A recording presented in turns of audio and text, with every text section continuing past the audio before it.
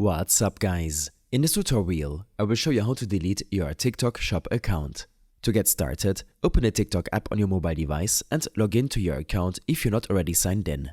Once you're on the home screen, tap on the profile icon located at the bottom right corner. This will take you to your profile page. From there, look to the top right and tap on the 3-bar menu icon. In the menu that appears, select Settings and Privacy. Scroll down through the options and tap on Security and Permissions. Inside this section, look for and tap on Apps and Services Permissions. Now, find and select the option labeled TikTok Shop. This will bring up the settings specifically tied to your TikTok Shop account access. Here, you will see a button to remove access. Go ahead and tap on that.